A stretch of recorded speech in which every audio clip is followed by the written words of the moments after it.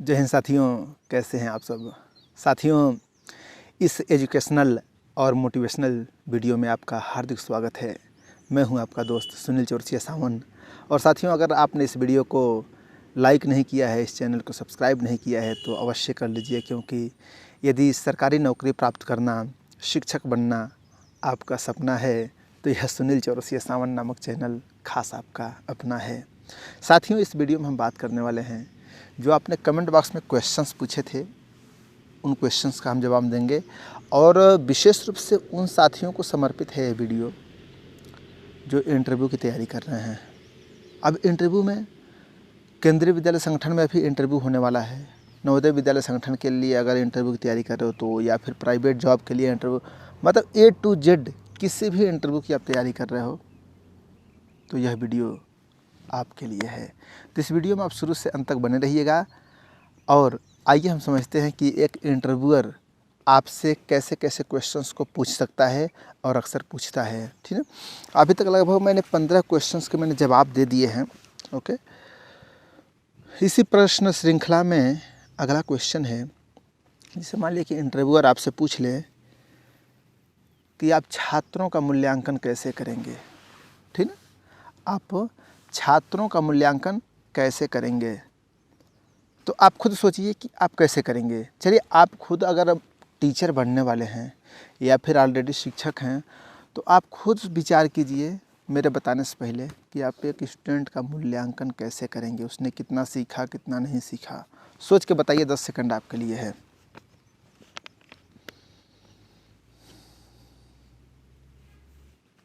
देखिए, मूल्यांकन की अगर हम बात करें तो छात्र का कई तरह से मूल्यांकन हो सकता है। जैसे मान लीजिए जितना आपने पढ़ाया, ठीक ना, और कितना आपने पढ़ाया उसका मूल्यांकन करना है तो एक तो आप साप्ताहिक टेस्ट ले सकते हैं, वीकली। ठीक है, जैसे मान लीजिए कि आप इंटरव्यूअर से बता सकते हैं कि मैं एक सप्ताह में जितना बताऊंगा, प्रत्येक शनिवार को मैं उसकी मतलब कक्षा परीक्षा ले लूँगा।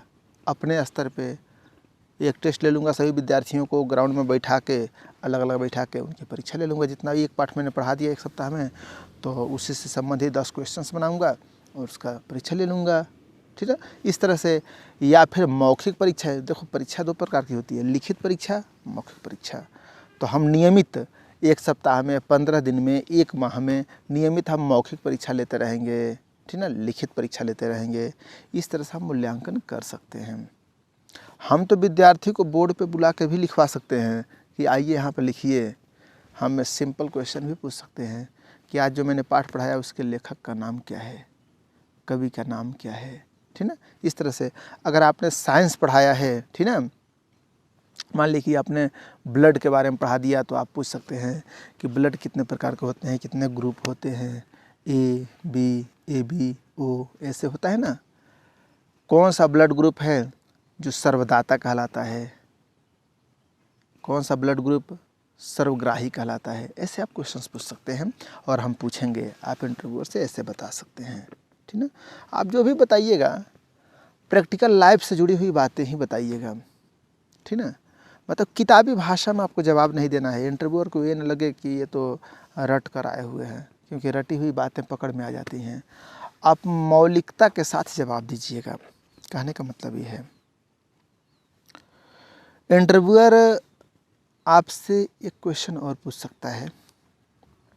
वह क्वेश्चन यह है कि आप प्रेरणाहीन छात्र को कैसे प्रेरित करेंगे।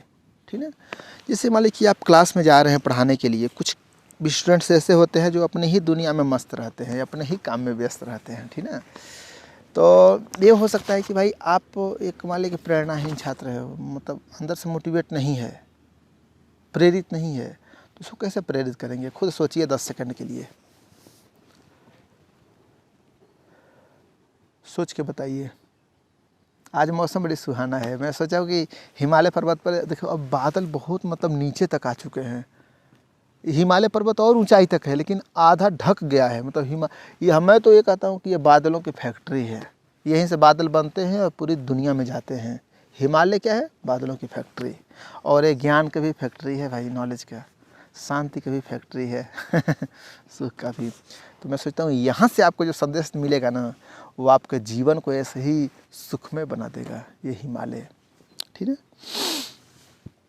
मैं चाहता तो 4 दीवारी में भी वीडियो बना देता, लेकिन सोचता हूँ कि आपको थोड़ा सा हिमालय दिखा दिया जाए। हाँ बताइए कैसे प्रेरित करेंगे, कमेंट बॉक्स में टाइप कर दीजिए। चलिए मैं बता रहा हूँ। देखिए, विद्यार्थी को प्रेरित करने का, उसको कैसे प्रेरणा मिले, आपने अगर बीएड किया है, बीटीसी किया है, तो उसमें आपको बताया गया होगा। अच्छा ये बताइए, अभिप्रेरणा कितने प्रकार के होते हैं? चलिए आप बताइए। जैसा कि हमें याद आ रहा है, शायद अभिप्रेरणा 2 प्रकार के होते हैं, बाह्य अभिप्रेरणा और अंतः अभिप्रेरणा, आंतरिक अंदर से। इसमें से सबसे ज़्यादा मतलब कि कारगर कौन सी अभिप्रेरणा है? और दोनों का मतलब आप जानते हैं? इसको समझ लीजिएगा, क्योंकि इंटरव्यूअर यहाँ से पूछ सकता है शिक्षण विधियों से, शिक्षण शैली से, ठीक ना, शिक्षा से क्वेश्चंस बनते हैं। अब देखो, मान लो कोई विद्यार्थी है, उसको मोटिवेट करना है, प्रेरित करना है, तो 2 काम कर सकते हैं। एक तो मान लो कि कोई किसी सवाल का जवाब दे दिया, उसको आपने टॉफ़ी दे दिया, चलो भाई मेरी तरफ से आपको टॉफ़ी, मेरी तरफ से आपको समोसा, ये बाह्य अभिप्रेरणा है। और इस चक्कर में बच्चों की आदत कभी कभी ख़राब हो जाती है। जैसे मान लीजिए कि माता पिता हैं, बच्चा कह रहा है कि मैं पढ़ने नहीं जाऊंगा, ध्यान सुनिएगा, अगर आप भी गार्जियन हैं तो ध्यान से सुनिएगा बच्चा कह रहा है हम नहीं पढ़ने जाएंगे, मम्मी ने कहा कि चलो ठीक है मैं 10 रुपये दे रही हूँ जाओ। अब बच्चा 10 रुपये पा गया, रोना धोना छोड़ के जाने लगा स्कूल पढ़ने। ठीक, अब वो अगले दिन भी यही कहेगा कि मेरे पेट में दर्द हो रहा है, ठीक ना, मेरे पेट में दर्द हो रहा है। फिर उसको 10 रुपये दीजिए। अब मान लें कि तीसरे चौथे दिन तो आप दे दिए 2, रोज़ रोज़ कहाँ से आप पैसा पाएंगे, कहाँ से देंगे? अगर पैसा ही है तो ये तो उसका मन बढ़ जाएगा। तो ये बाह्य अभिप्रेरणा है, मतलब उसकी पढ़ाई पैसे पे डिपेंड है, अगर पैसा नहीं पाएगा तो नहीं पढ़ेगा। समझ रहे ना, ये अपने आप में जीवन से बच्चे भटक जाते हैं, ये गलत रास्ता है। टीचर भी कभी कभी यही करते हैं, चलो ये सुना दो तो मैं एक समोसा खिला दूंगा, ये सुना दो तो एक टॉफ़ी दे दूंगा, ये सुना दो एक पेन दे दूंगा। देखिए ये विधि अपनाइए, लेकिन कभी कभी के लिए, हमेशा के लिए नहीं। कभी चलो हो गया भाई, इसने अच्छा काम कर दिया, एक पेन दे दीजिए अपनी तरफ से, ठीक ना। हाँ, वो भी खाने पीने का मत दीजिए ना, कलम दे दीजिए ताकि बच्चा लिखे उससे, खाने पीने का नहीं। बहुत खुश हुई, जैसे मैं खुद ही ऐसा करता हूँ। कोई विद्यार्थी अगर अच्छा काम कर दिया, स्टेज पे मान लीजिए अच्छा काम कर दिया, मैं अपने ही कलम निकाल के दे देता हूँ, लो भैया मेरी तरफ से, ठीक ना। अभी आपने मेरी वीडियो देखी होगी, मैं गया था लखनऊ में, उत्तर प्रदेश की राजधानी लखनऊ, परीक्षा दिलवाने के लिए। तो वहाँ पे कुछ बच्चे भीख मांग रहे थे, पैसा, भैया पैसा दे दो, भैया पैसा दे दो मैंने सोचा यार पैसा इनको नहीं देंगे। हम गए वहाँ से, थोड़ा सा पेन उन मैंने ख़रीद लिया। अब जब आए सब मांगने के लिए, मैंने कहा सभी को बुलाओ मैं दूंगा। सब आ गए चिल्ला के, मैं चलूँगा मैं चलूँगा, ठीक ना। उन सभी को मैंने एक एक कलम पकड़ा दी, लीजिए और आप सब पढ़ोगे। तो क्या सब ठीक है ठीक है। वो सभी बहुत प्रभावित हुए, सब पैसा पाके जितना खुश, उससे ज़्यादा खुश पेन पाकर हो गए थे सब, चेहरे की खुशी। आप वीडियो में देखिएगा, ठीक ना। तो इस तरह से आप विद्यार्थियों को पेन दे सकते हैं, कॉपी दे सकते हैं, देना है तो। और नहीं तो ये बाह्य अभिप्रेरणा, इससे भी ज़्यादा उत्तम होता है अंतः अभिप्रेरणा। विद्यार्थी और कुछ बता रहा है तो उसकी बढ़ाई कर दीजिए, वाह देखो कल तक ये नहीं बता पा रहा था, अब ये परिश्रम कर रहा है, मेहनत कर रहा है, शाबाश बेटा शाबाश। ऐसे ही आपको मेहनत करना है, अब आगे तुम बहुत आगे जाओगे, ठीक ना। ऐसे तो फिर कल उससे पूछो, फिर अगर नहीं बता पा रहा है तो कहो कि देखो कल तो तुमने बताया था। लापरवाही बिल्कुल नहीं बच्चा, मेहनत करो, कल कितना अच्छा लगा था ना, ऐसे ही बताना है, फिर कल मैं पूछूंगा तुमसे, फिर वो पढ़ के आएगा। ऐसे उसको प्रेरित करना, उसकी प्रशंसा करके, उसके नाम पे ताली बजवा के, ठीक है, ऐसे आप प्रेरित कर सकते हैं। तो आप इंटरव्यू अगर आपसे पूछे कैसे भी प्रेरित करेंगे, तो आप कहिएगा कि हम बच्चों को आंतरिक विधि से मतलब कि अंदर से उसको प्रेरित करेंगे, ठीक ना। इस तरह से उसकी प्रशंसा करके। आप प्रशंसा, झूठी प्रशंसा नहीं करेंगे, झूठी प्रशंसा, ज़्यादा प्रशंसा से ही बच्चे बिगड़ जाते हैं। बच्चे क्या, हम सब भी बिगड़ जाते हैं मनुष्य का स्वभाव है। तो अति से बचें, अति को कभी नहीं होना चाहिए। मतलब कि अति का भला न बोलना, अति का भला न चुप, अति का भला न बरसना, अति का भला न धूप, ठीक ना। तो अति नहीं करेंगे। इंटरव्यूअर आपसे क्वेश्चन और पूछेंगे कि आप अपने शिक्षण के बारे में क्या अनोखा जानते हैं, ठीक ना। हाँ, एक चीज़ और मैं बता दूं, जैसे अगर आप टीजीटी, पीजीटी, पीआरटी की तैयारी करना चाहते हो, बहुत से ऐसे कैंडिडेट हैं कि सर मैं तो शॉर्ट लिस्टेड ही नहीं हुआ, अब मैं क्या करूं, मैं तो हार मान गया हूं। ऐसा हार मत मानिए ना, हार मानने से क्या फ़ायदा। तैयारी को जारी रखिए, स्वाध्याय करते रहिए, ठीक ना। किसी न किसी किताब पढ़ते रहिए, कहीं न कहीं से पढ़ते रहिए, जहाँ से आपको इच्छा हो। अगर हमसे जुड़ के अगर आपको तैयारी करनी है तो आप हमसे भी जुड़ सकते हैं, ठीक ना। हम आपको शाम को वीडियो प्रोवाइड करते रहेंगे, मतलब नियमित, जब तक आपकी परीक्षा नहीं हो जाएगी। जैसे मान लें कि यूपी में टीजीटी, पीजीटी, पीआरटी की भर्ती आई हुई है, तो उसकी भी हम तैयारी करवा रहे हैं, ठीक है।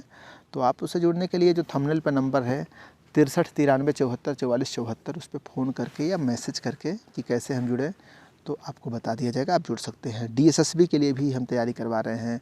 ए टू जेड किसी भी परीक्षा की तैयारी कर रहे हो तो आप फर्स्ट पेपर तो देना ही देना है आपको, तो उसमें जो ग्रामर पूछता है ना, उसकी भी हम तैयारी करवाते हैं। तो आप हमसे जुड़ना चाहें तो जुड़ सकते हैं, ठीक है।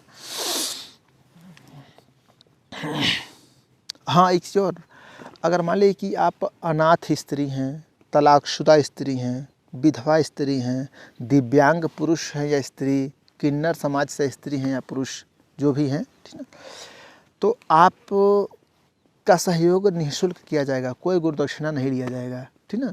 आपको सिर्फ अपना सर्टिफिकेट भेजना है और किस नौकरी की तैयारी कर रहे हैं उससे संबंधित कोई डॉक्यूमेंट या कुछ भी, तो इसके लिए भी आप फ़ोन करके पूछ सकते हैं या मैसेज करके, ठीक है, आपका सहयोग किया जाएगा। तो आप अपने शिक्षण के बारे में क्या अनोखा जानते हैं, चलिए आप हमें बताइए। मैं आपको 10 सेकंड के लिए छोड़ रहा हूँ, बताइए क्या अनोखा आप जानते हैं अपने बारे में, आपकी क्या विशेषता है टीचिंग को लेकर।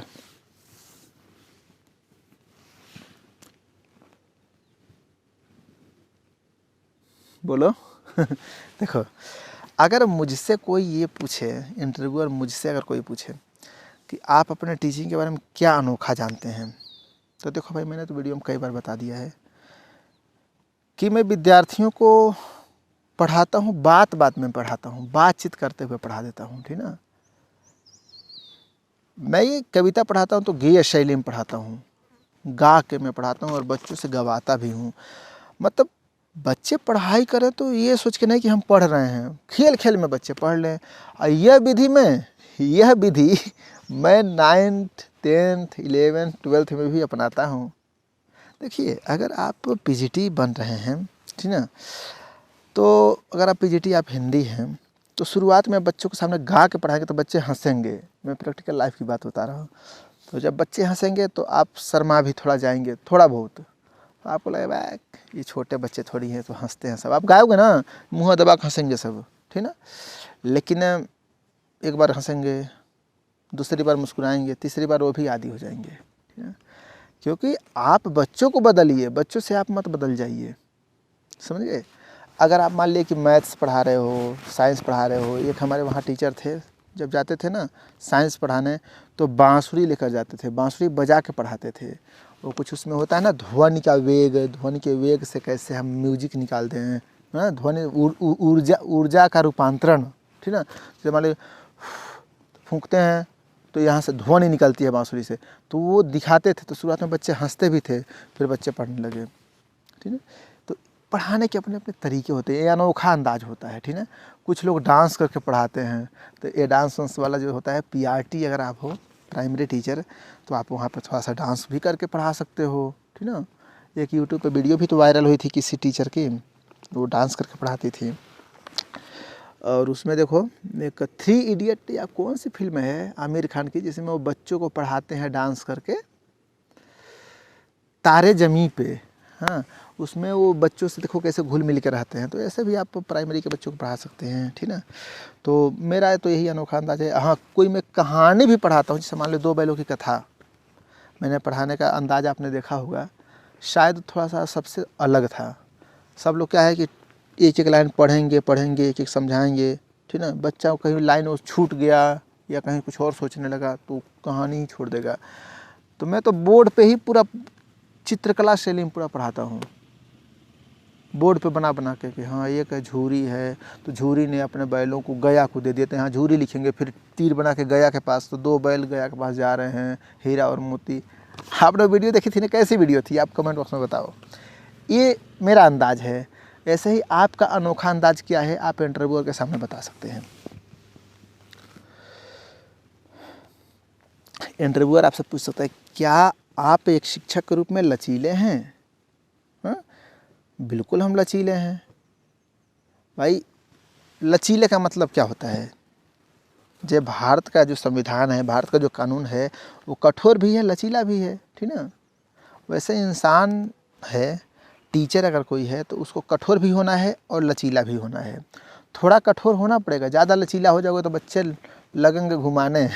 थोड़ा होना पड़ेगा, मतलब लचीले का मतलब फ्लेक्सिबिलिटी, ठीक है, लचीलापन है कि नहीं। तो आप कह सकते हैं हाँ सर हम लचीले हैं। तो कहेंगे कैसे?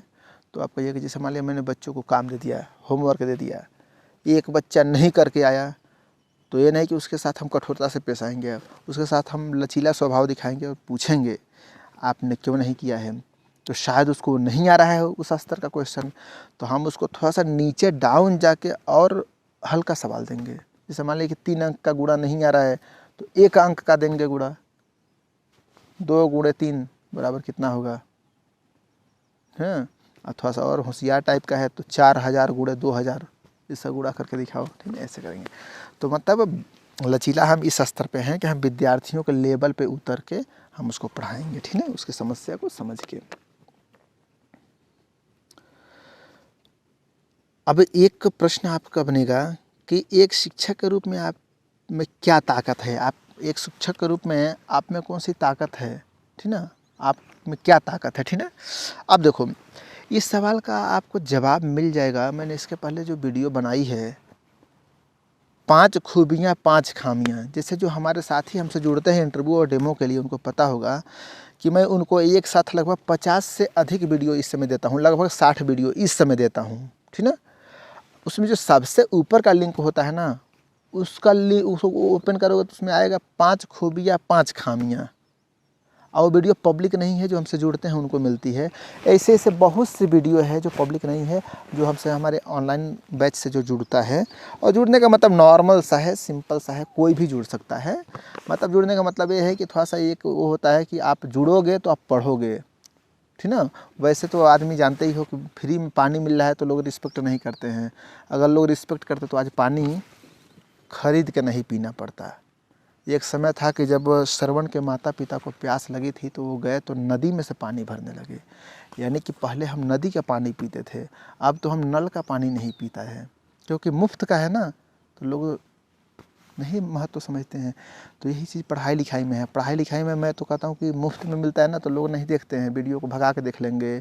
वही अगर 2 ही रुपया चार्ज लगा दो ना, 1 ही रुपया लगा दो, तो लोग कहेंगे हाँ मैंने ख़रीदा है। फ्री में किसी सम्मेलन में जाओगे, किताब मिल जाएगी ना फ्री में, वो किताब को ऐसे पलटो के लगा कि जो लेखक है ना उससे ज़्यादा ज्ञानी हो, और घर में ला किसी कोने में फेंक दोगे, बच्चा फाड़ उड़ देगा, बेच देगा कहीं। और वही अगर 1 ही रुपया में ख़रीद लो, 10 रुपये में ख़रीद लो, तो कहोगे छूना मत, फाड़ोगे तो तोड़ दूंगा। समझे? क्योंकि मैंने ख़रीदा हुआ है, वही चीज़ है। तो आप हमसे जुड़ना चाहें जुड़ सकते हैं, नॉर्मल चार्ज है, कोई दिक्कत नहीं है। तो उसमें आपको एक वीडियो मिलेगी 5 खूबियाँ 5 खामियाँ, उसको आप देख लीजिएगा। उससे आपको मिलेगा कि इंटरव्यूअर आपसे पूछेगा कि आप में 5 खूबियाँ कौन सी हैं, 5 खामियाँ कौन सी हैं, अपनी कमजोरी को बताइए, अपनी ताकत को बताइए, ठीक है। उस वीडियो से देख लीजिएगा, मिल जाएगी। और अगली जो मैं वीडियो बनाऊंगा साथियों, जैसे जिस तरह के क्वेश्चंस की मैंने चर्चा की है अभी इस वीडियो में, वैसे ही महत्वपूर्ण क्वेश्चंस की वीडियो मैं अगली वीडियो बनाऊंगा, जिसमें आप अपने सहकर्मियों के साथ कैसा व्यवहार करेंगे। जैसे मान लीजिए केंद्रीय विद्यालय संगठन में ईश्वर करे आपका सिलेक्शन हो जाए, ठीक ना, तो इंटरव्यूअर पूछेंगे कि मान लीजिए केंद्रीय विद्यालय में आपका हो गया, तो अपने सहकर्मियों के साथ, आपके साथ जो टीचर्स काम कर रहे हैं, जैसे मान लीजिए मैं पीजीटी हिंदी हूँ, सीसीए इंचार्ज हूँ, तो मेरे साथ 5 टीचर और काम करते हैं, जिनको मैं बोलता हूँ कि आप टाइप कर दीजिए, तो आप मंच संचालन कर दीजिए, तो रिपोर्ट बना दीजिए, तो ये थोड़ी है कि अगर मान लीजिए कि आदमी अकड़ के कहेगा तो कोई करेगा, ठीक ना, समझ, ऐसा नहीं है। एक प्यार मोहब्बत से अगर आप कहेंगे तो सब काम करेंगे, ठीक ना। तो अपने सहकर्मियों के साथ आपका कैसा व्यवहार रहेगा, ठीक ना, क्योंकि आप अकेले कोई काम नहीं कर सकते हो। केंद्रीय विद्यालय संगठन में बहुत मतलब बड़ा परिवार है, इसमें सबको मिला जुला कर रहना पड़ता है। कोई जरूरी नहीं कि प्रिंसिपल बनोगे तभी मिला जुला कर रहोगे।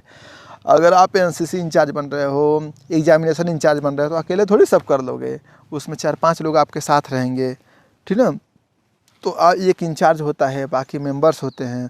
तो अगर मेंबर बन रहे हो तभी इंचार्ज से मिलजुल के रहना है, इंचार्ज बन रहे हो तो मेंबर से मिल कर रहना है, ठीक ना। तो इसके बारे में विस्तार से बताऊंगा और ऐसे ऐसे केबीएस से संबंधित महत्वपूर्ण बातों को मैं बताऊंगा, जिससे आपका इंटरव्यू आसानी से क्लियर हो जाएगा। तो अगर आपको वीडियो अच्छी लगी है तो इसको लाइक कर दीजिए। चैनल आपके लिए उपयोगी है, अगर शिक्षा जगत से जुड़े हो तो ये चैनल आपके लिए ही है, इसको सब्सक्राइब कर लीजिए। और थोड़ा गुरु दक्षिणा के रूप में, मान लो कि 20-25 मिनट की वीडियो मैंने बना दी, तो इसको गुरु दक्षिणा तो भाई देना ही है ना, तो इसको शेयर मार दीजिए, ठीक ना।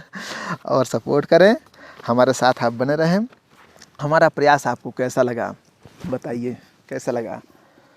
अगर अच्छा लगा है तो एक अपने मन की बात, अपना सुझाव कमेंट बॉक्स में ज़रूर टाइप कर दीजिए। फिर मिलते हैं एक शारगर्भित वीडियो के साथ, तब तक के लिए बहुत बहुत धन्यवाद। अपना ख्याल रखिएगा। जय Hind, Vande Mataram, best of luck.